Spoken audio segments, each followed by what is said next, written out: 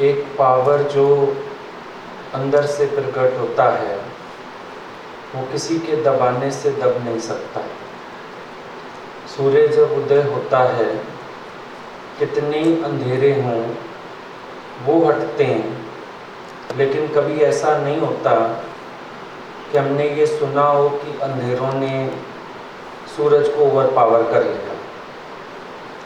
ये हमारी गलत फहमी है, गलत सोच है कि दूसरे लोग मेरे को रियलाइज़ करा देते हैं, दूसरे लोग मेरे को डाउन कर देते हैं, दूसरे लोग मेरे को खुनकी में नहीं रहने देते हैं। ये सिर्फ हमारी गलत सोच है। अगर आपके गले में गोल्ड की चेन है, हम सारे मिलके भी कहें कि गोल्ड की नहीं है, तो आप डस्टबिन में तो फेंकेंगे नहीं। कभी कभी कोई फैब्रिक होता है, हमने पसंद से ले लिया, कोई कहता है प्योर तो नहीं लग रहा है, सेमी लग रहा है, तो हम ना दुकानदार से लड़ने जाते हैं ना फैब्रिक फेंक देते हैं। हम जानते हैं हमने इतना कॉस्टली लिया है ये तो इतना। तो अपना एक निश्चय जिसके पास है उसके पास संसार को सुनने के लिए वक्त कहाँ है। आप एक्चुअली अपने बहुत सारे डिसीजंस लोगों पे डिपेंड करके रखते हो। आपको 4 लोग भगवान कहते हैं तो आपको लगता है मैं भगवान हूँ। आपको कोई जीव कहने लगता है, आपको लगता है मैं जीव हूँ। वही बात हो गई दासी पुत्र और सूर्य पुत्र। जब तक दूसरों को सुना, सूर्य पुत्र होने के बावजूद भी दासी पुत्र होने का ख्याल आ गया। लेकिन अगर वो बैठ के अपने आप से पूछता, अगर मैं दासी पुत्र हूँ तो सूर्य पुत्र कहने से मुझे पावर क्यों आ जाता है? इसका मतलब सूर्य पुत्र होऊंगा, ज्यों ही उस भाव में आता हूँ मेरी शक्ति जाग जाती है। तो मैं अंदर से अगर अपने निश्चय में रहूं तो इनके दासी पुत्र कहने से भी मुझे फर्क नहीं पड़ेगा। लेकिन सारी जिंदगी एक आत्म मंथन की कमी होने के कारण वो इस झूले में झूलता रहा और उसी से मरा। दासी पुत्र कह के लास्ट में उसको कमजोर किया गया। लेकिन अगर एक आत्म मंथन करता कि अगर सच में मैं दासी पुत्र हूँ तो सूर्य पुत्र का निश्चय आते ही मुझ में शक्ति कैसे आती है? इसका मतलब मैं उस भाव में रह सकता हूँ। लेकिन मैं ही गलती करता हूँ कि बार बार दूसरों की बात सुन लेता हूँ। खुनकी किसी चीज़ की नहीं होती, खुनकी बाहर से किसी क्वालिटी की नहीं होती। खुनकी तो अपने डिटर्मिनेशन में बाहर से ठीक है, जैसी प्रकृति जैसी प्रारब्ध उसका क्या लेना देना।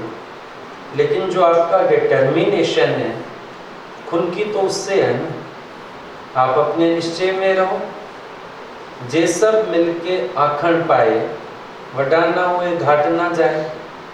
यही तो भगवान पने की निशानी है कि ना बड़ा होता है ना घटता है। लोगों की प्रशंसा स्तुति उससे वो बड़ा नहीं हो जाता, फैल नहीं जाता, और निंदा के वचन सुन के संकुचित नहीं हो जाता। जिसमें फैलने और संकुचित होने का स्वभाव नहीं है उसी को भगवान बोला गया। जो बढ़ता और घटता नहीं है वही तो भगवान है। जो बढ़ता और घटता है वो तो जीव है। आत्मा तो एक रस है, आपका स्वरूप एक रस है। तुम आत्मा है तो है। सोने की गिन्नी गटर में भी गिर जाए उसके बावजूद भी वो सोने की है। निकाल के साफ करके मार्केट ले जाओ तो भी उसका वही दाम मिलेगा। कभी कभी गोल्ड की कोई चीज़ पहनी हुई हो, बहुत मैल आ जाती है, से गंदी गंदी पुरानी लगने लगती है, तो भी ले जाओ सुनार के पास, वो बता देता है इतने तोले सोना है, उसकी कीमत मिलती है। तो ऊपर से मैल का आवरण आ जाए, ऊपर से गंदगी आ जाए, तो भी सोन जा सिक्का सोन जा, आखिर थींदा सोन जा। आपको सबसे पहले गुरु का जो ज्ञान का फंडामेंटल पॉइंट है वो कैच करने का। गुरु ने आपको जब आत्मा कहा, उसने किसी गुण दोष को देखते हुए तो कहा ही नहीं, आत्मा तो आत्मा है। अब ये बाकी रही शरीर की बात। शरीर की प्रारब्ध साधना कसाई की ऐसी है कि सारे दिन बैठ के बकरे काटने पड़ते हैं, रैदास को चमड़ा सिलना पड़ता है। उनके समय में तो ये चमड़े वाला काम बुरा होता था, चमार कहलाते थे, छोटी जात कहलाती थी। आजकल तो एक्सपोर्टर हो गए, बड़े खुश होते हैं, हमारा चमड़े का बिजनेस है, लेदर एक्सपोर्टर्स हैं। और उस समय तो क्या कहलाते थे, चमार, छोटी जात वाले, कबीर, जुलाहे, सब छोटी जात कहलाती थी। लेकिन उन्होंने देह का धर्म अपने शुद्ध आत्मा में नहीं माना ना। जब हम देह का धर्म अपने में मानने लगते हैं तो फिर हम अपने को इन चीज़ों से इवैल्यूएट करने लगते हैं। लेकिन देह का धर्म देह को दे दियो, तुम अपने आप को जानो, तुम कौन हो। आत्म निश्चय में तो रहो ना। आप खुद ही अपने निश्चय से बाहर निकल जाते हो तो बार वाले रियलाइज कराएं या ना कराएं, इससे क्या फर्क पड़ता है। आज एक चीज़ का अभाव मुझे फील होता है तो बाहर से किसी के रियलाइज कराने पर मैं शर्मिंदगी महसूस करता हूँ। पर अगर एक चीज़ का अभाव मुझे ही महसूस नहीं होता, बाहर से भले 50 लोग कुछ भी बोलें, मैं तो अपने निश्चय में ज्यों का त्यों स्थित रहता हूँ। बात तो अपनी होती है, दूसरों के कहने से क्या होता है, कुछ भी नहीं होता। आप खुद को ही कंपेयर करते रहते हो दूसरों से, कभी बाहर की चीज़ें कंपेयर करते हो, कभी इनर क्वालिटीज़ को कंपेयर करते हो। लेकिन गुरु आपको पहले दिन से अपना आप करके देखता है और यही जनवाता है कि तेरी आत्मा में कौन सी कमी है, तेरी आत्मा कहाँ से कमज़ोर है, तेरी आत्मा में कौन सा गुण नहीं है। गुरु तो आपको ये बात बोल रहा है। आप बाहर की चीज़ों से अगर इवैल्यूएट करो तो ब्रह्मज्ञानी को देख के भी बहुत संशय उठा लो। फिर तो हो सकता है बाहर की कई चीज़ों में आपको वो वैसे ना नजर आए। हर ब्रह्मज्ञानी की अपनी मौज है। राम तीरथ गर्दन बहुत ऊंची करके चलते हैं, नानक जी बहुत निमाणे होके गर्दन निभा के चलते। उनका सारा ज्ञान बहुत नम्रता, मिटना ये सिखाता है। राम तीर्थ बहुत हाईएस्ट बात करते हैं, लेकिन दोनों अपने निश्चय में स्थित हैं।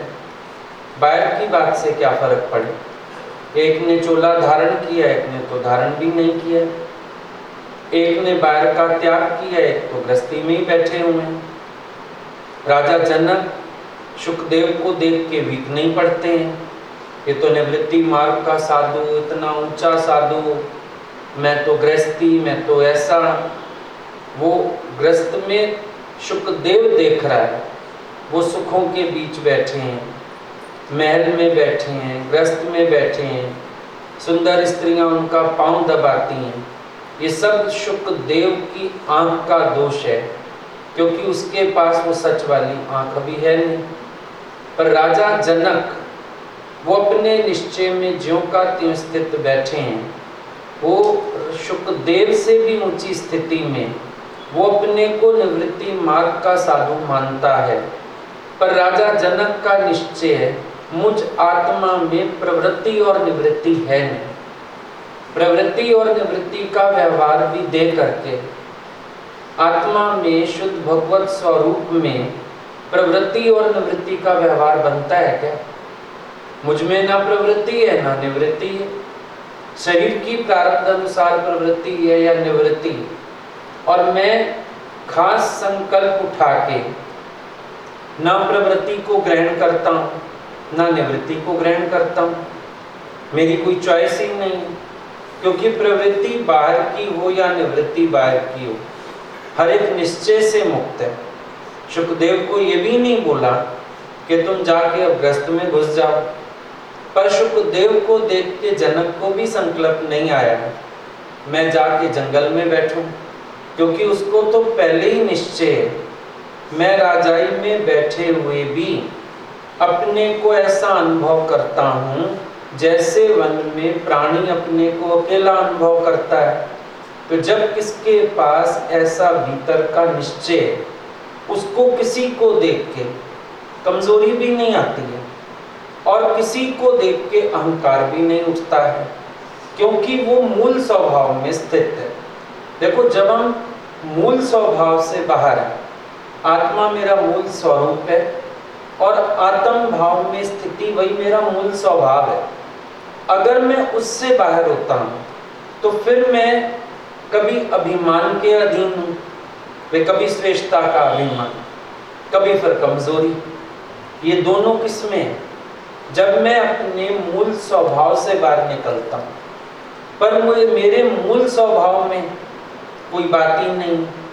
ज्ञानी को करोड़ों आके मिले, महल आके मिले, कितना बाहर से प्रशंसा हो जाए, वो अपने मूल स्वभाव में स्थित है, उसके भीतर कुछ उतरता ही नहीं और किसी को देख के अभिमान भी नहीं आता है मैं इससे श्रेष्ठ हूँ, और ये भी ख्याल नहीं आता मैं इससे कम हूँ। आत्मा तो सबका एक है, कम क्या ज्यादा क्या, कोई बात ही नहीं है। वो आपको अपने मनन मंथन का स्तर ठीक करना पड़ेगा। अभी बहुत अच्छी पॉइंट थी दादा भगवान की, all the doubts arise because of wrong attitude and wrong vision. अब अपने में जो शंका पैदा हो रही है, ये भी तो गलत एटीट्यूड के कारण पैदा हो रही है। नजरिया गलत है। आप दूसरों के नजरिए से अपने को क्यों देख रहे हो? किसी की आंख से अपने को क्यों देख रहे हो? आपका अपना निश्चय कहाँ है? अब संसार में सब लोग देह अध्यासी बैठे हैं, पर वो तो देह की बात करेंगे, नाम रूप की बात करेंगे, शरीर की बात करेंगे, लेकिन मुझे अपने स्वरूप में स्थित रहने का है ना। बाहर से तो सब बोलेंगे, उसमें कौन बड़ी बात है। कोई अच्छा कहेगा, कोई बुरा कहेगा, कोई कैसी बात करेगा, कोई कैसी बात करेगा, लेकिन मैं तो अपने मूल स्वभाव में स्थित रहूं। एक पेड़ से फूल तोड़ लिए जाते हैं, पत्थर मार के कभी कभी फल भी तोड़े जाते हैं, बच्चे कभी कभी झूले डाल के भी झूलते हैं उसके ऊपर, पर क्या पेड़ चलायमान होता है? वो कैसे अपनी जड़ें गहरी करके धरती में स्थिर खड़ा है। बाहर से शरीर का हिसाब किताब कुछ भी हो गए, पर मैं तो अपने आत्मा में ज्यों क्या त्यों स्थित रहूं, मैं तो आत्म जागृति में रहूं। आज एक प्रश्न का उत्तर भी आप किसी को देते हो, फिर सोच में पड़ जाते हो, मैंने ठीक बोला, मैंने गलत बोला, क्योंकि तुमने बोला। ज्ञानी क्या जानता है? वो बोलता ही नहीं। प्रभु जी बसें साधकी रसना, जो बुलवाना है परमात्मा बुलवा लेता है, जो कराना है परमात्मा करा लेता है। इतना ही काम हो, आयोजन हो, किसी की चलती थोड़ी है। जैसा जैसा होना होता है सहज होता रहता है। बैठ के देखो, दृष्टा होके देखो।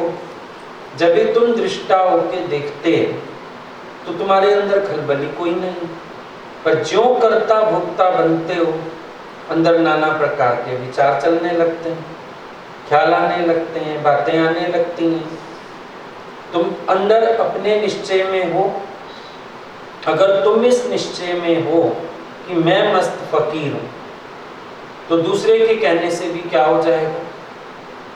जितने फकीर हुए वो तो बादशाहों के यहाँ भी भिक्षा लेने गए, लेकिन क्या कभी उनको ऐसा एहसास हुआ फकीरी का चोला उतार देना चाहिए, माया में लिप्त होना चाहिए, ग्रस्त में जाना चाहिए? राजा नमस्कार करता है संत को, संत डबल नमस्कार कर देता है।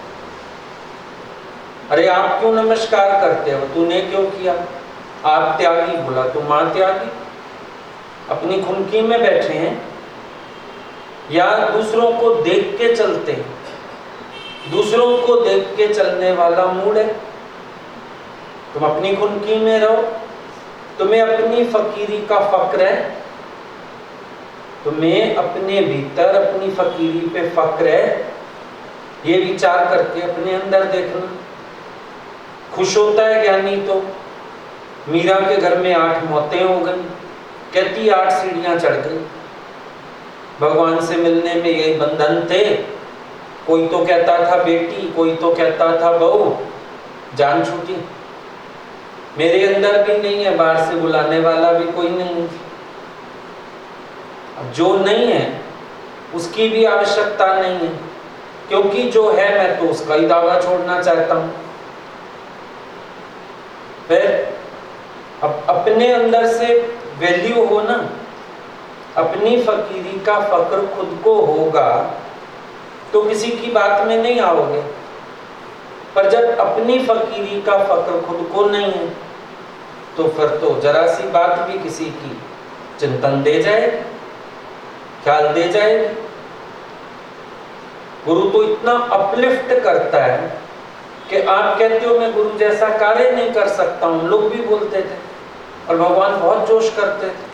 बोले क्यों नहीं कर सकते, रोटी तो मेरे जैसी खाते, क्यों नहीं मेरे जैसा कार्य कर सकते, क्यों नहीं मेरी तरह सबको प्यार कर सकते, क्या कमी है तुम्हारे अंदर, क्यों दूसरों का मुंह देखते हो, ये शायद अच्छा बताएगा, ये शायद अच्छा प्यार करेगा, तुम्हारे अंदर क्या कमी, तुम सबके दिल के राजा क्यों नहीं हो। तुम इस स्तर छोड़ो ना अपना, ये जो कमजोरी वाला स्तर है, अपनी क्वालिटीज को प्रकट होने ही नहीं देते हो, क्योंकि सारा समय तो आप दूसरों से अपना कंपैरिजन ही करे रखते हो। पूरा समय आपका कंपैरिजन में जाता है, ये मेरे से श्रेष्ठ है, ये मेरे से श्रेष्ठ है। सबसे श्रेष्ठ तू है, क्योंकि you are son of God. मान ना मान तू है भगवान, तेरे से श्रेष्ठ कौन होगा। सबसे श्रेष्ठ तुम, तेरी आत्मा सबसे श्रेष्ठ है। जब तक अपने को मानोगे नहीं, तब तक विकारों की अधीनता भी कहां छूटेगी, छूट ही नहीं सकती। कभी काम के अधीन, कभी क्रोध के अधीन। क्यों? जो अपने आत्मा के स्वभाव में नहीं वर्तेगा, फिर वो जीव के स्वभाव में तो वर्तेगा ना, कहीं तो वर्तेगा। तो अगर तुम अपने निश्चय में रह के अपने आत्मा के स्वभाव में रहो तो फिर कोई बात है, कोई बात भी नहीं। निश्चय से चलो, निश्चय से बात करो, अपनी बात निश्चय से करो, अंदर अनुभव से बोलो, खुनकी से बोलो, और अपनी बात को प्रूव करने का दम भी रखो। क्यों दब जाते हो, क्यों डर जाते हो, क्यों ढीले पड़ जाते हो, क्यों कमजोर होके बैठ जाते हो, अब क्या होगा, तब क्या होगा, क्या होगा। कौन बैठा है तेरे घट में? जो इसके घट में बैठा तेरे घट में नहीं बैठा, एक ही है ना। फिर सबना जिया का एको दाता, तुम्हारे अंदर से भी वही बात करेगा। तो तुम क्यों डरते, क्यों घबरा देते हो? मैं नहीं कर सकता हूं, मैं ये नहीं कर सकता हूं, मैं वो नहीं। क्या नहीं कर सकते हो, क्या नहीं करते? जरा एक बार बताओ तो सही, क्या नहीं करते रे? गीता भगवान तो पूछते हैं, तुम्हारी आत्मा को टीबी हो गई है, तुम्हारी आत्मा कमजोर हो गई है, तुम्हारी आत्मा छोटी है हमारी आत्मा से, फिर क्यों तुम निश्चय नहीं करते हो? गुरु जो तू है सोई मैं हूं, पावर में रहो। तत्व दृष्टि कब धारण करो? मरने के बाद। कब आओगे अपने पावर में आत्मा के? कब बोलोगे मैं आप ब्रह्मानंद मैनू वेद गाऊंगा? झूठे झूठे भजन क्यों गाते? निश्चय से गाओ, अनुभव से गाओ, पावर से गाओ। मैं आप ब्रह्मानंद मैनू वेद गाऊंगा। समदृष्टि करके देखो, प्यारा नजर आऊंगा। भगवान ने अर्जुन को विराट रूप में क्या दिखाया? मैं ही तो हूं। फिर तुम सारा दिन दूसरों को श्रेय देते रहते हो। ये बड़ा है, ये ऐसा है, ये अच्छी बात करता है, ये ऊंची बात करता है। आत्मा से ऊंची बात तो कोई यही नहीं। तुम भी आत्मा की बात करो, रोज हाईएस्ट बात करो। तुम्हें किसने बोला कि तुम छोटी बात करो, कमजोरी की बात करो? तुम भी रोज आत्मा की बात करो, हाईएस्ट, रोज पावरफुल बात करो, निश्चय में रहो अपने। I am the power. कौन है सुप्रीम पावर? कोई अलग तो है नहीं। तुम भी देह का अध्यास छोड़ो, सुप्रीम पावर तुम ही। तेरे संकल्प भी अलौकिक हो जाएंगे, तेरे कार्य भी अलौकिक हो जाएंगे। देह की धरती छोड़ो भी तो सही। देह की धरती कोई नहीं छोड़ता, सब देह की धरती पकड़ के बैठे हैं, इसीलिए अंदर से आत्मशक्ति प्रकट ही नहीं होती। रामकृष्ण परमहंस का अनुभव क्या है? जब काली मां गई, काली मां प्रकट हो गई। जब देह पने की काली मां मिटी, तो काली मां मेरे अंदर से प्रकट हो गई। बात तो थी भी नहीं। वो मानता था मां बाहर है, सारी जिंदगी पूछता है, पर जिस दिन बोध हुआ, एहसास हुआ, बाहर पूजने में क्या फायदा हुआ? काली मां मिटी, कालिक मिटी, मन के विकार मिटे, मैल मिटी, फिर क्या हुआ? काली मां अंदर से ही प्रकट। गुरु कहां से प्रकट होगा? बोध अंदर जो दिए उपदेश, सही सुजानित सो दरवेश। अभी हम पूछेंगे तुम में या भगवान है? बोलोगे भगवान तुम ही हो, गुरु तुम ही हो। फिर कमजोर किसको कहते हो, कम किसको कहते हो? दुनिया वाले नहीं जान रहे हैं। अभी मूवीज में ही तुमने देखा होगा, कोई लड़की शादी से पहले ही प्रेग्नेंट हो जाती है। अब सारे लोग उसके बच्चे को गाली देते हैं, मारना चाहते हैं, लेकिन वो अंदर ही अंदर अपने बच्चे की कीमत करती, कहती है मैं तो इसको जन्म दूंगी, मैं तो इसको पालूंगी। दुनिया के लोग उसको बड़ी गलत दृष्टि से देखते, लेकिन माँ उस बच्चे से भी मोह करती। अब सारी दुनिया जो भगवान को नहीं जानती, वो कुछ भी बोले, तुम्हें तो अपने अंदर पल रहे बोध पे एतबार होना चाहिए। तुम्हें तो अपने निश्चय होना चाहिए कि मैं तो अपने इस आत्म तत्व को प्रकट करके रहूंगा, मैं तो इस भगवत तत्व को जाहिर करके रहूंगा, मैं तो अपनी खुनकी में रहूंगा, मैं तो अपने निश्चय में रहूंगा।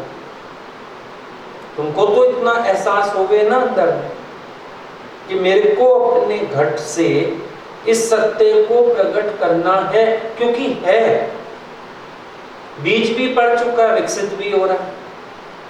अब रोज रोज तुम उस पे अगर प्रहार करोगे तो फिर तो बात गलत हो जाएगी ना। गर्भ में पल रहे बच्चे पर भी अगर चोट की जाए तो फिर उसकी जान को खतरा हो जाता है। बीज भगवान का डल गया, विकसित भी हो रहा है, पर तुम्हारे ये जो विकारों वाले स्वभाव, कमजोरियों वाले स्वभाव, ये जो देह अध्यास की चोट बार बार पहुंचाते हैं, तो अंदर तुम अपने ही भगवान का दम घोट रहे हो, अंदर अपने ही बोध की श्वासें खराब कर रहे हो, उसके ही गले में कोई ना कोई चीज फंसाए दे रहे हो। गलत तो तुम खुद कर रहे हो। भगवान तेरे अंदर से प्रकट होना चाहता है। संतों ने बोला एक शक्ति निरंतर तुम्हारे अंदर से प्रकट होने के लिए प्रयासरत है, लेकिन तुम उसको प्रकट ही नहीं होने देते। वो शक्ति प्रकट होना चाहती है, छटपटा रही है तुम्हारे अंदर, क्योंकि उसका स्वभाव नहीं है सीमित रहना, असीमित है। वो तुम्हारे घट से प्रकट होना चाहती है, खुल के जीना चाहती है, लेकिन तुम उस शक्ति को प्रकट ही नहीं होने दे रहे। फिर उसको तुम दबा देते हो, फिर देह की बात करते हो, नाम रूप की बात करते हो, संसारिक व्यवहारों जैसी बात करते हो। उल्टा तुम्हें अपने अंदर ऐसी व्यवस्था करनी चाहिए कि उस शक्ति को पूरा मार्ग मिले प्रकट होने का, प्रकट होए वो आत्म तत्व। ऐसी व्यवस्था करो, ऐसे विचारों में रहो, ऐसे निश्चय में रहो, वो काम नहीं करते और रोज बैठ जाते हो कोई ना कोई बात लेके भिखारी बन के। कभी कहते हो मेरे को शक्ति नहीं है, कभी कहते हो मैं कम हूं, कभी कहते हो कमजोर हूं, कभी कहते हो ये क्वालिटीज नहीं है। रोज तुम्हारे पास एक ना एक रोना फालतू का, बेकार का रोना लेके बैठे, और जबकि हम तो देख रहे हैं क्या नहीं करते। तुम सोचते हैं अरदास गाते हैं, शायद किसी निराकार को कहते होंगे क्या नहीं करते। जब इतने रूपों में तुम ही भगवान सामने बैठे हो तो हम तो यही कहते हैं क्या नहीं करते। करता तेरे सब कुछ है, उल्टा जिस दे ही सो पाए।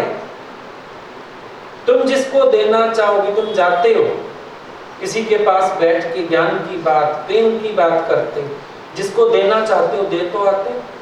जिस दे ही सो पाए, तुम जिसको देते हो वही पा लेता है। इसका मतलब घरता तेरे सब कुछ है, सब कुछ लेके बैठे हो। इसका मतलब उल्टा जिस दिन तुम देने में आते हो दे भी आते। देखो किस दिन किसके पीछे पड़ जाते, उसको समाधान दे के रहते। किसी को गुरु की महिमा सुनाते हो, प्रेम जगा के रहते, ज्ञान का निश्चय दे के रहते, तो क्या नहीं करते। तुम ही तो वो दातार हो कि जब जिसको देने पे आते हो देते। कभी अपनी शक्ति को जानो तो सही, अपनी शक्ति को नहीं जानते और कहते हैं कोई मेरे को ऐसे कहता है, कोई कहने दो। उल्लू ने कहा सूरज काला हो गया, उल्लू ने कहा सूरज काला है। उल्लुओं ने सभा बुलाई थी एक दिन, बड़ा उल्लू चेयरमैन बना, हजारों उल्लू आए थे। बोला ये सारी खलकत कहती है एक सूरज होता है, इतनी बड़ी हमारी उम्र हो गई हमने आज तक सूरज नहीं देखा, ये खलकत झूठ बोलती है कि नहीं। सारे उल्लुओं ने एक स्वर मिलाया, हाँ खलकत सारी झूठी है, सूरज होता ही नहीं। साइन हो गया, प्रस्ताव पास हो गया कि सूरज जैसी कोई चीज ही नहीं। फिर मान लो लाखों उल्लुओं ने सभा में प्रस्ताव पास कर दिया सूरज नहीं होता है, नहीं है। फिर ब्रह्म ज्ञानी देख देख खलकत का ही ख्याल करे। चतुरदास जी ने ब्रह्म ज्ञानी से उपमा दी कि जैसे उल्लुओं ने इनकार किया सूरज को मानने से, लोग ब्रह्म ज्ञानी को देख के नहीं पहचान पाते। अब चार संसार के उल्लू अगर ब्रह्म ज्ञानी की हस्ती से इनकार करें, निंदा करें, अपशब्द बोलें, अपमान करें, तो क्या ब्रह्म ज्ञानी की हस्ती खत्म हो गई? जब सूरज की नहीं हुई हजारों लोगों के मिलने से भी, तो लाखों अज्ञानी मिल जाए उल्लू नहीं देख सकते। अब असल तो उल्लू की प्रॉब्लम है, वो सूरज का चमकार नहीं सहन कर सकता, आइस क्लोज कर लेता है जैसे ही सूर्य उदय होता है। अब प्रॉब्लम तो उसकी है। अब कई मूढ़ अज्ञानियों की भी प्रॉब्लम है, ब्रह्म ज्ञानी का चमकार नहीं सहन कर पाते, तो पीछे वो निंदा करते हैं, गलत बोलते हैं, तो ब्रह्म ज्ञानी की महिमा घट गई क्या? फिर अब जिनकी तुम बात करते हो सो तो अज्ञानी, मान लो वो बात कोई करते भी हैं, तो क्या तुम्हारी महिमा घट गई? क्या तुम्हारा प्रेम घट गया? तुम्हारे स्वरूप की दमक घट गई? क्या घट गया? जो नहीं जानते, अब जो मीरा की भक्ति को नहीं जानते, वो तो कहते हैं मीरा भटकती है, पर पुरुषों के साथ बैठती है, गली गली धक्के खाती है। फिर ऐसे लोगों के बोलने से मीरा की भक्ति का सूर्य डूब जाएगा क्या? और सबके घरों में होती हैं आवाजें, तो जिसको भी भगवान की गुरु की पहचान हो गई उसके पैरों में तो पहिए लग ही जाते हैं। वो कैसे बैठे, वो तो दौड़ेगा। तो हर एक को आवाजें पड़ती रहती हैं, बोलते हैं संसार के लोग, रोज भागते हो, टिक्के नहीं बैठते हो, ये नहीं करते हो, सबके घर है आवाजें। लेकिन सूर्य जैसे उल्लू से लड़ने नहीं गया, वो आंख खोलेगा तो मुझे देखेगा, क्या करने जाए, लड़ाई करने भी जाए फायदा नहीं। उल्लू तो आंख खोलने वाला नहीं, जिसने आंख खोली उसने मेरा प्रकाश अनुभव कर लिया। तो सूर्य अपना शांत है, मानना है मानो, जिसको नहीं मानना ना मानो। अब जो सांसारिक दृष्टि से देखते हैं उनको तो लगता है घर ग्रस्त पैसा चीजें यही इंपॉर्टेंट चीजें, सबसे पहले यही चीजें, बाकी सब कुछ पीछे। अब हम उनकी सोच का क्या कर सकते हैं? उन लोगों के लिए इंपॉर्टेंस ही इन्हीं चीजों की। वो कहेंगे पहले ये सब देखो, घर देखो, बच्चा देखो, संसार देखो, यही कहेंगे। कोई नहीं किसी को भक्ति मार्ग पर भी मुक्त करना चाहता। देखते ही नहीं हो, संसार में स्वार्थ लाभ करें सब प्रीति, स्वार्थ से प्रीत है। माँ बाप ने बच्चे पाल दिए, शादियां कर दी, उनकी भी गृहस्थियां हो गई, पर अगर माँ बाप का शरीर चलता है तो उनको नहीं छोड़ते।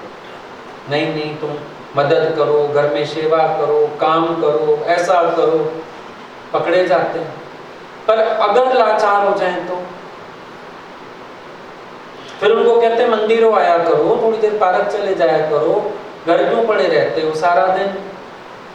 दादा भगवान के पास एक आती थी, दोनों आंखों से लाचार थी। उसका बेटा सुबह छोड़ जाता था, शाम को ले जाता था। दादाजी सबको दिखाते थे अगर इसकी आंखें ठीक होती, ये काम कर सकती होती, तो इसको रोज सत्संग आने के लिए भी संघर्ष होता, कोई इसको ना आने देता। अब बहू सुबह को फटाफट तैयार कर देती है, बेटा गाड़ी में बिठा के हमारे यहाँ छोड़ जाता है 8 बजे, शाम को लेने आते क्योंकि उनका बर्डन खत्म। सारा दिन घर रहेगी, चाय भी देनी पड़ेगी, वॉशरूम भी ले जाना पड़ेगा, कौन सेवा करे उसकी, जान छूटी। दादाजी सबको दिखाते थे कि देखो अभी इसकी भी उम्र है सही, ये काम कर सकती है, पर लाचारी होने के कारण इसको पूरा दिन मेरे यहाँ बैठने की छुट्टी छोड़ के जाते हैं। और यही अगर इसकी आंखें ठीक होती तो इसको मारते सब पकड़ के, पोता पाल पोती पाल, फलाना काम करके। जब तक तुम्हारा शरीर चलेगा हर कोई तुम्हें नहीं छोड़ना चाहे, चाहे नौकर चाकर भी अफोर्ड करते हो तब भी लगेगा। जब मुफ्त के नौकर घर में है 2 रोटी पे, तो बाहर का क्यों रख ले? तो तुम्हें नजर नहीं आता कि कौन अपने स्वार्थ से बोल रहा है? क्योंकि प्रेम तो असली ये है कि कोई किसी को मार्ग दे कि जाओ, हम तो नहीं अगर इतना पुरुषार्थ कर पा रहे, तुम तो जीवन जी लो, तुम तो अपना कल्याण कर लो, तुम तो अपनी निश्चय की जोत जला लो, तुम तो जागृत हो जाओ। लेकिन ऐसा दिखेगा नहीं, क्योंकि संसार के लोग संसार को ही प्रेफरेंस देंगे। यही तो सबसे बड़ी बात है। अपना मन भी ऐसा ही है, वो भी पहले अपने शरीर को, सुख को, मोह को, इन सब को प्रेफरेंस देता है। भगवान को तो पीछे के लिए रख छोड़ता है, बाद में देखेंगे भगवान को, तो बाद में सोचेंगे भगवान की, तो भगवान तो बैठा ही है। फिर इतने साल सुना ही है भगवान को, अभी फिर किसने खींचा? दया शक्ति ने खींच लिया, ममता ने खींच लिया, है तो बातें यही ना। तो क्यों तुम उनका नजरिया अंडरस्टैंड नहीं कर सकते? देखो, जब किसी की भी बात सुनते हो तुम्हें ये भी पता होना चाहिए कौन कहां से बात कर रहा है, वो भी कैच करो। इतने बुद्धू ना बनो संसार में रहते हुए कि तुम्हें ये पता ही ना चले कौन कहां से बात कर रहा है और कैसी बात कर रहा है। तुम्हें पता होना चाहिए कौन स्वार्थ से बोल रहा है, कौन मोह से बोल रहा है। अब गीता भगवान सत्संग से घर जाते थे, उनकी मम्मी रोज उनके लिए कुछ ना कुछ जो घर में बनता था कटोरी भर के रख देती थी, आके खाएगी। भगवान ने 1-2 दिन देखा, समझ गए इसका मोह करवाता है ये काम, कभी खीर रखती है, कभी हलवा रखती है, मोहवश। अगले दिन से जब घर जाते थे एक सत्संगी को साथ ले जाते थे, और जो कटोरी उनके लिए भर के रखी गई होती थी वो उन सत्संगियों को खिला के भेज देते थे। 4 दिन बाद माँ ने देखा खाती तो है नहीं, खिला देती है लोगों को, रखना बंद कर दिया। गीता भगवान ने सत्संगियों को ले जाना बंद कर दिया। कैच कर लिया ना, सामने वाले का कर्म कहां से है वो कैच कर लिया।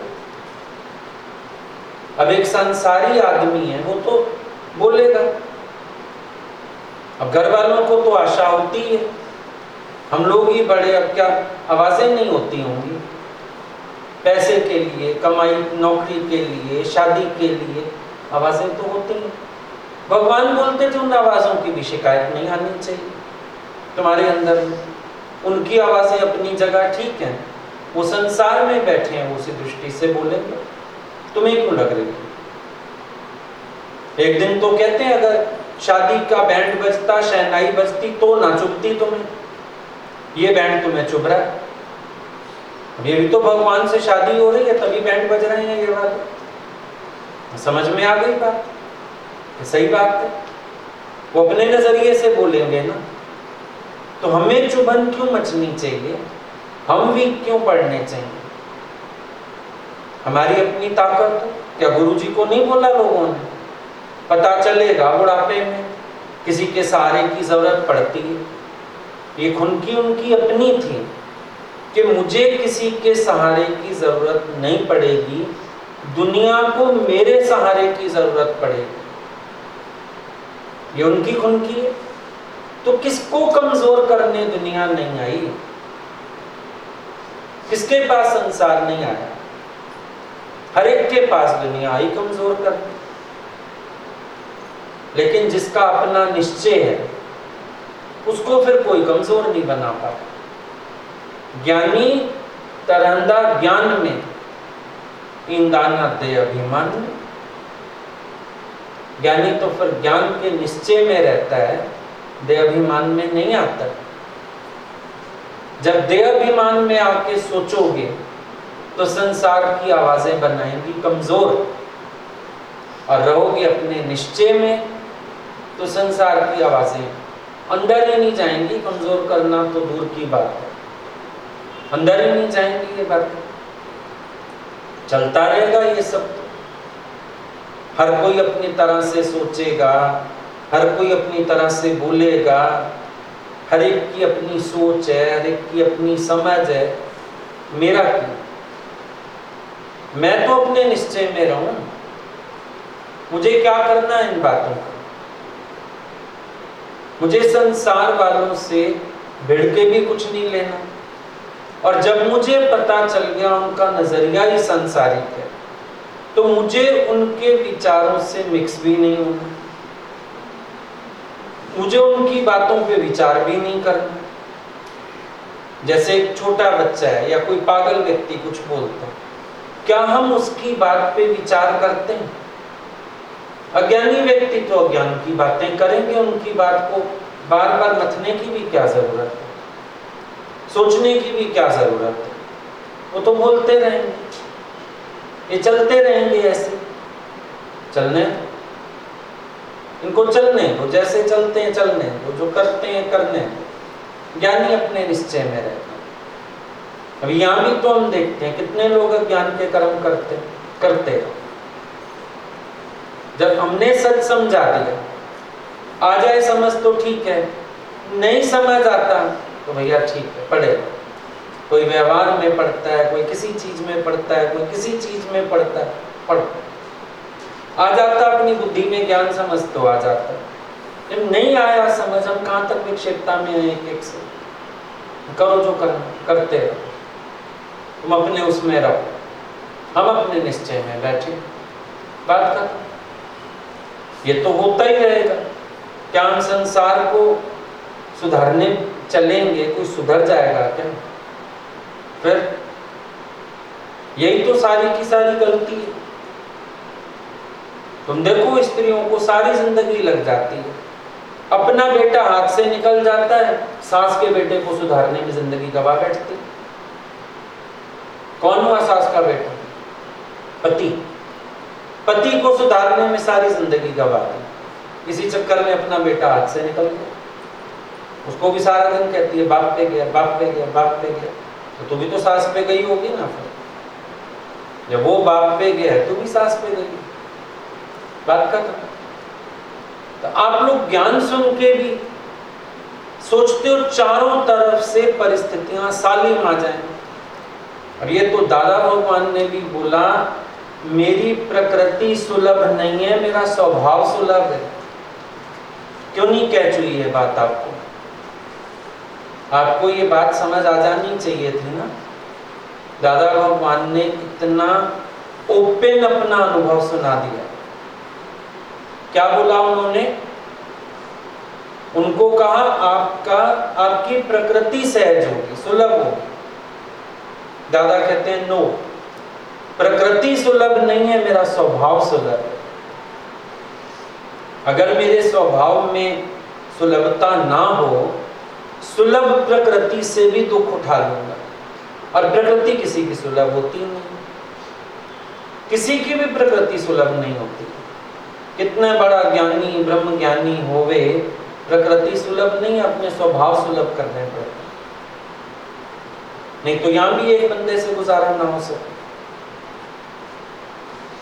तो प्रकृति थोड़ी सुलभ है, प्रकृति में तो बड़ी सारी खेचल है ही है। कितना ही कोई अपने को समझता हो मैं बहुत अच्छा चलता हूं, फिर भी जरूरी तो नहीं गुरु के अनुसार ही। तो प्रकृति को सुलभ नहीं किया दादा ने, स्वभाव को सुलभ किया। आप प्रकृति को सुलभ करने के चक्कर में समय खराब करते, विचार खराब करते, सोचते रहते हो। जबकि बहुत सीधी सीधी बात है कि हमें अपने स्वभाव को ठीक कर लेना चाहिए।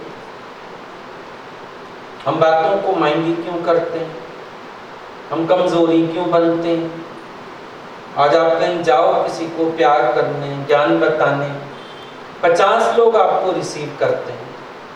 समझो एक व्यक्ति ने रिसीव नहीं किया, कुछ रिएक्ट कर दिया, नहीं आपकी बात को एक्सेप्ट किया, अब आपका मन चलने लग जाएगा, शायद मेरे अंदर पावर नहीं है, शायद मैं नहीं कर सकता। 50 लोगों ने एक्सेप्ट भी तो किया। ये तो भगवान के साथ भी है, सम रिसीव मी सम रिजेक्ट मी। कुछ लोग रिसीव करते हैं, कुछ लोग रिजेक्ट करते हैं, उसमें कौन सी बड़ी बात है? कोई बड़ी बात नहीं, ये तो चलता है, हर जगह चलता है, कोई बड़ी बात नहीं। कितने लोग सत्संग करते हैं, अब गुरु के सामने आएंगे, कहेंगे आप भगवान हैं, जिनको ज्ञान सुनाते हैं उनको खबरदार मैं ही तुम्हारा भगवान हूं। क्या कर सकते हैं? सम रिसीव मी सम रिजेक्ट। कई थोथी महिमा गा के, झूठी महिमा गा के चले जाते हैं, कि अंदर तो खुद बने बैठे हैं, बाहर झूठी महिमा गा के चले जाते हैं। फिर ज्ञानी एक एक के साथ विक्षेपता में आए, दुखी हुए, उलझे, परेशान हुए, क्या क्या कर, कुछ आवश्यकता ही नहीं। आराम से बैठो, निश्चिंत बैठो, खुश होके बैठो, अपनी आत्मा में रमण करो। क्या हो गया? सूरज को एक दिन एक उल्लू मिल गया, तो क्या उल्लू के छाती पीटने से, आंख बंद करने से महिमा घट गई सूरज की? दरअसल तो आप अपनी आत्मा की महिमा खुद ही नहीं जानते। सच बात तो ये, कभी बैठ के विचार ही नहीं किया मैं आत्मा कैसे हूं, मैं ब्रह्म कैसे हूं, मेरी शक्ति क्या है, मेरी विभूतियां क्या हैं, मेरा ऐश्वर्य क्या है। तुम बैठ के इन बातों पर तो विचार करो। जब विचार करोगे तो समझ आ जाए, विचार ही नहीं करोगे तो कैसे समझ आए? अपने स्वरूप की जागृति तो चाहिए, आत्मा की खुनकी तो चाहिए। फिर अगर आपको अपनी महिमा ही नहीं पता तो बात कैसे बनेगी? आप किताब की कीमत हमने 10 रुपए रखी, 20 कौन देके जाएगा? और अगर हमने 20 रखी, 19 भी क्यों देगा? कोई 20 के 20 देगा। क्या आप अपने को जानते? क्या आप अपनी शक्ति को जानते? क्या आपने अपने आप को पहचाना है? No thy self. रोज गुरु कह रहा है अपना मूल पहचान, समझ मन दर्शन, यही भगवान। अगर भगवान को इनकार करने वाले ना होते तो डिक्शनरी में आस्तिक और नास्तिक शब्द ही ना बनते। क्यों बने हैं ये शब्द? आस्तिक और नास्तिक ये शब्द क्यों बने? क्योंकि कुछ आस्था रखने वाले हैं, कुछ उसके अस्तित्व को इनकार करने वाले हैं। हर तरह के लोग हैं। क्या हो गया फिर? हम तो निश्चय में रहे। मीरा की मानी गई थी उसके पास। मीरा एक ही चाली चाहिए, महल माणिया छोड़ के जंगल कुटिया पर वो क्या कहती है? कुटिया मैनू भावे, इस कुटिया ते रहने श्याम सुंदर। ले लो री मीरा राणा सांवरिया, कहती है ना चाहिए माए राणा सांवरिया, मैं तो श्याम सुंदर पर पा चुकी हूं अपने निश्चय में।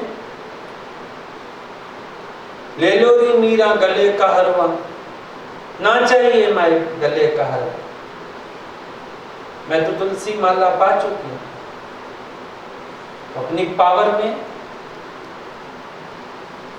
या बैठ के इंतजार कर रही है, या सोच रही है, या उलझ रही है।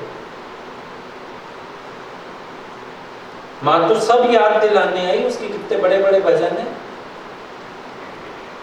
मां ने हर चीज याद दिलाई, श्रृंगार की, महल की, पति की। पर मीरा तो अपने निश्चय में।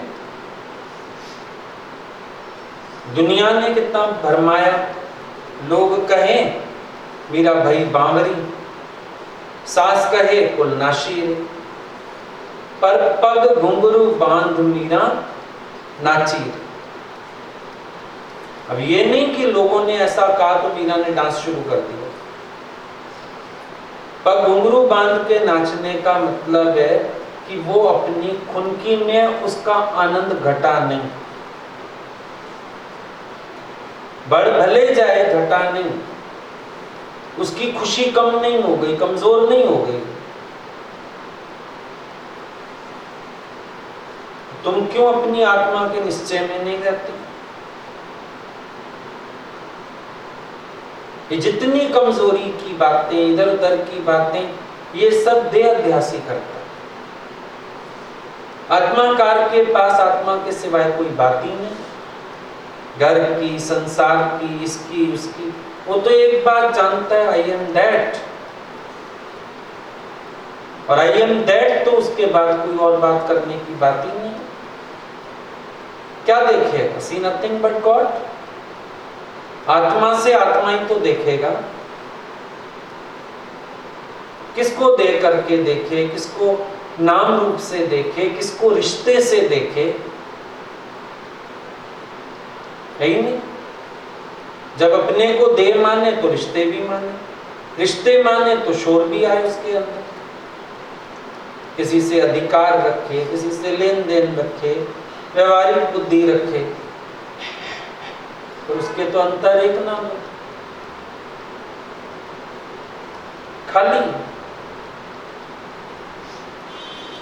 दादाजी क्यों कह सकते हैं, ख्यालों से खाली तो कैसी करूं समाधि? हम क्यों नहीं कह सकते ये बात? हम ये निश्चय क्यों नहीं कर सकते कि जब मैं ख्यालों से खाली हूं तो समाधि कैसे? प्रॉब्लम ही है, ये ख्यालों से खाली कोई नहीं। पहले शरीर की पोजीशन है, ये मैं हूं, फिर इसके साथ जुड़े नाम रूप रिश्ते सब अंदर कचरेबाजी चलती रहती है, खिचड़ियां पक रही, खाली होता ही नहीं है मन थोड़ी देर भी। और दादाजी बोलते हैं मेरे दिमाग की एक्सरे निकाल के देख लो, एक ख्याल भी नहीं है मेरे अंदर, मेरे अंदर कोई विचार ही नहीं। अभी कितनी खुनकी से बता रहे थे, आई poses nothing, I like nothing. जब मैं मेरा ही कुछ नहीं मानता हूं, मुझे ख्याल क्यों चलेगा? और जो संसार में बंधा पड़ा है उसको सारा दिन ख्याल चलते रहते, यहाँ लेना है, यहाँ देना है, यहाँ इज्जत रखनी है, इसको फोन करना है, इसको अफसोस करना है, इसको बधाई देनी है, पता नहीं क्या क्या दिमाग में पड़ा हो। आत्माकार के अंदर क्या होगा? आत्माकार तो उत्सव में है, अपने परमात्मा से हर समय, वो तो आनंद में बैठा, आनंद आनंद भया मेरी माई सतगुरु में पाया। अच्छा चलो, एक इंसान खुशी से बधाइयां देता है, पर वो भी व्यवहार है, नहीं दिया तो लोग नाराज हो जाएंगे। किसी की खुशी में खुश नहीं है, पर मजबूरी है, नाराज हो जाएगा, बेटा हुआ बधाई नहीं दी, नाराज हो जाएगा, मेरा कोई मर गया अफसोस नहीं किया। जीव के मगज में सारा दिन व्यवहार के कीड़े कुल बुलाते, आत्माकार इन ख्यालों से खाली बैठा, उसके पास कुछ है ही नहीं। वो सारा समय देखता है गलती से भी कोई ख्याल ना आए, ख्यालों तक भी सावधान है कि पूरे दिन में किसी का ख्याल आना नहीं चाहिए। मनमत्सूदन में रहे, अपने स्वरूप में रहे, किसी का भी विचार क्यों आता है? फिर मैं कुछ बन गया, फिर बना लिया, फिर मुझे किसी ने इवैल्यूएट किया, फिर मैं उनके तराजू में चढ़ गया तुलने के लिए। रुक्मणी ने नहीं, जब नारद जी से भगवान को वापस लेना चाहा, भगवान को तराजू में बिठा दिया, दूसरी तरफ हीरा मोती सारा खजाना डल गया, पहने हुए गहने भी डल गए, हिलाई नहीं पा गया। तो फिर तुलसी का पत्ता रखा गया, तो एकदम से भगवान हल्के हो गए। क्या दिखा है? संसार वाले जितना मर्जी अपने ऐश्वर्य में मुझे तौलना चाहें, मुझे टस से मस नहीं कर सकते। मैं आया निश्चय अपने लिए कि सारी दुनिया हीरा मोती जेवर संसार की बातें जो भी करे, तुम्हारा आसन नहीं हिला सकते। बस भगवान को कौन मजबूर बनाता है? भक्त की श्रद्धा, विश्वास, प्रेम, तो भक्त को उतारने चले जाते। तुम्हें कौन कौन हिलाता है? अपने से पूछना। ख्याल आता है, इसको फोन करना है, इसके पास जाना है, इसका पूछना है। तुम तुलते हो ना रोज संसार के तराजुओं में, ज्ञानी को कोई नहीं हिला सकता। वो अपने निश्चय में बैठा है ही नहीं, उसके अंदर संसार नहीं, व्यवहार नहीं, व्यवहारिक बुद्धि नहीं, आत्मा को बुझा ही नहीं है, व्यवहार कहां से आया? आत्मा आनंद स्वरूप है, उसमें हर्ष और शोक कहां से आया? आत्मा में कोई खेचल ही नहीं है, प्रवृत्ति निवृत्ति कहां से आ गई? आत्मा अभोक्ता है, तो सुख और दुख कहां से आ गए? न्यारा है वो तो। अपने स्वरूप की महिमा की बार बार स्मृति करो, बोला ये जो श्रुतियां हैं, वेदों की श्रुतियां, ये तुम्हारे सिराने बैठ के हर पल तेरे स्वरूप की महिमा गा रहे हैं, तेरी महिमा के गीत गाए जा रहे हैं। पर तू अविद्या रूपी वैश्या का आलिंगन करके बहरा होके सो रहा। अविद्या, अज्ञान, इसकी उपमा वैश्या से दी कि तू अविद्या रूपी वैश्या को आलिंगन करके सो रहा है, और जो वेद, पुराण, श्रुतियां तेरी महिमा गा रहे हैं, तेरे तक वो पहुंच ही नहीं रही। सबसे बड़ी भूल तो यही करके बैठे कि अपने आप को फिर दे करके मानते। ये सबसे बड़ी भूल है। इस भूल से ऊपर उठो। अपनी खुनकी में रहो ना। जब आत्मा की खुनकी में जियोगे तो संसार की ये जो भावनाएं है ना, दो, एक सुपीरियरिटी वाली, एक इंफीरियरिटी वाली, इससे तब छूटोगे। आत्मा बैलेंस्ड है। देह अध्यासी को सुपीरियरिटी या इंफीरियरिटी एक ना एक चीज जरूर घेरे रखती है। आत्मा परे है इससे। देह अध्यासी को कहीं फिर बहुत वो आ जाएगा, श्रेष्ठता का अहंकार, और कहीं फिर देखोगे मूड खराब हो गई, कमजोर हो जाएगा। इसको तो पूछा, मेरे को तो नहीं पूछा, इसको तो दिया, मेरे को तो नहीं दिया, इसको तो मिला, मेरे को तो नहीं मिला, ये आ जाए बीमारी। क्योंकि वो दूसरे को देख के चलता है, नकल करेगा। इसको इतना मान मिल रहा है, मैं भी कुछ ऐसा करूं, मेरे को भी मिले। इसका नाम हो रहा है, मेरा भी होए। तुम देखो शादी ब्याह में फोटो के लिए कितना रोला मच जाता है। स्टेज पे चढ़ चढ़ के सबको फोटो खिंचवानी, दोबारा पलट के देखने को भी नहीं मिलेगी, और अगला पता नहीं अपनी एल्बम में उस फोटो को लगवाएगा कि नहीं। आजकल तो एल्बम के भी रिवाज है, पर बीमारी बहुत है। हर रिश्तेदार को पकड़ पकड़ के ले जाते हैं सेठ को, आप आओ फोटो करवा लो, आप आओ फोटो। होगा क्या? और उसमें भी नाराजगी हो जाती है, मेरी फोटो नहीं आई, उसकी आ गई। फोटो के लिए भी मरते हैं वो। हम ही देखते हैं कईयों को अच्छे भले साइड खड़े होंगे, कहीं देख लेंगे कोई फोटोग्राफर आ गया, कुछ फटाफट आ गया, तो हाथ पकड़ के चले, हम ठीक ठाक चल पा रहे हैं, क्यों हाथ दे दो? मैं नहीं, मेरा हाथ, जबरदस्ती हाथ पकड़ के, फोटो हमारी आ जाएगी। हम पकड़ के ले जा रहे थे, जबरदस्ती बुढ़ी को सड़क पार करानी है तो हमें कोई प्रॉब्लम ही नहीं, हम सीधे चल सकते हैं, रास्ता भी साफ है, हम भी ठीक ठाक है, भगवान की कृपा है, तो हाथ क्यों पकड़ा हमारा? नहीं, फोटो आएगा, बड़ी प्रॉब्लम है। देख लिया कोई नाच रहा है, उसकी फोटो खींच रही है, घुस के नाचे हम भी आगे, और हमारी भी फोटो आ जाएगी नाचते हुए। इस संसार में है ये सब। ज्ञानी शांत चित्त योगी समाधिस्थ, उसको ऐसे संकल्पों की खेचल नहीं होती। मौज आ गई तो आ भी गई, कोई बात नहीं, लेकिन किसी की वजह से नहीं, किसी को देख के नहीं, किसी की नकल नहीं,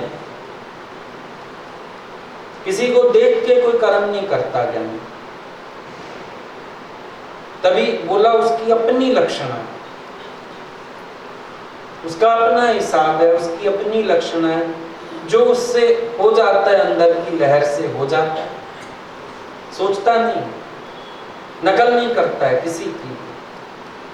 आप लोग बहुत समय तो नकल में मारे जाते हैं और ओरिजिनलिटी खो देते।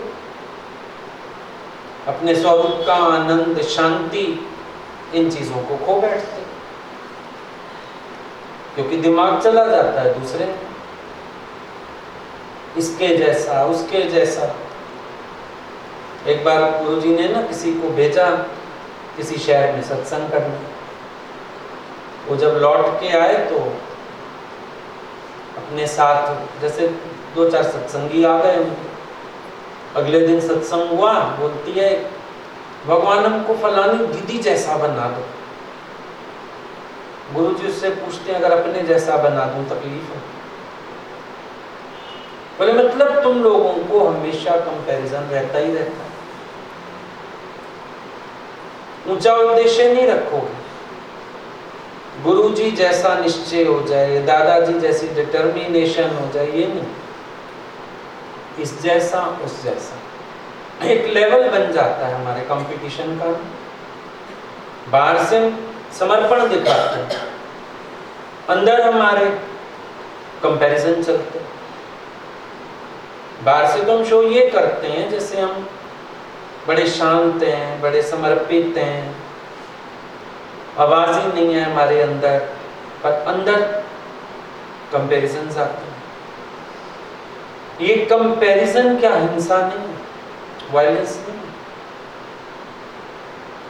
और ये वायलेंस आप ही को तंग कर रहे हैं। बाहर तो जब इसका प्रभाव निकलेगा तब निकल आएगा, पर जिस दिन से अपने अंदर ये वाली वायलेंस शुरू होती है, अपने अंदर वाले को तो तकलीफ होनी शुरू हो ही जाती है। अब छूटने का उपाय क्या इन सब बातों से? आत्मनिश्चय। एक ही उपाय है कि अपने स्वरूप के निश्चय में खड़े हो जाओ। आत्मनिष्ठा, आत्म बल प्रकट करो। देह का बल, अमीरी का बल, बाहर के पावर का बल, कुर्सी का बल कहीं ना कहीं कमजोर पड़ेंगे ही पड़ेंगे। एक आत्मिक बल ऐसा है जो तीन ही कालों में सशक्त है, ये कभी कम नहीं पड़ता, ये कभी हारता नहीं। तो इस बल को प्रकट करो अंदर से, बाहर की चीजों को बाहर ही छोड़ दो। बाहर की बातों से पूरा कोई नहीं पड़ता। ज्ञानी भी आज अंदर अपने आत्म बल से बलवान है, अपने आत्म निश्चय से धनवान है। बाहर की चीजें तो पूरी कर ही नहीं सकता कोई, कहां तक पूरी करेगा? और एक एक व्यक्ति के अनुसार कोई हो भी नहीं सकता। अगर 1000 लोग हमें परखें, 1000 लोगों के अनुसार हम अपने को कहां तक बदलेंगे? यानी अपनी चाल चलता है। तुम्हें श्रद्धा वाली आंख रखनी है तो रख लो, नहीं रखनी मत रखो। स्तुति करोगे तुम्हारी स्थिति बन जाएगी, निंदा करोगे कर्म ले जाओगे हमारे। अपने निश्चय में बैठे, बोलने तो जिसको बोलना, उसमें क्या? किसी के बोलने से हम थोड़ी छोटे हो जाएंगे। समझो कोई बहुत बड़ा व्यक्ति है, बड़े ओहदे वाला है, वो निंदा कर रहा है, तो अपना ही छुटपन दिखा रहा है, हमारा तो नहीं कुछ ले रहा। तुम्हें लगेगा इतना बड़ा आदमी मेरी निंदा कर रहा है ना, मेरी निंदा तो हो ही नहीं सकती, मैं तो ब्रह्म स्वरूप में तो उसका अपना आप हूं। दिखा तो वो अपना छोटापन रहा है, दिखा तो वो अपनी संकीर्णता रहा है, दिखा तो वो अपनी तंग दिली रहा है, दिखा तो वो अपना द्वेष और देहाध्यास का स्वभाव रहा है। मेरा क्या ले लेगा? अगर निश्चय में नहीं रहोगे जी नहीं पाओगे, कुड़कुड़ी होती रहेगी।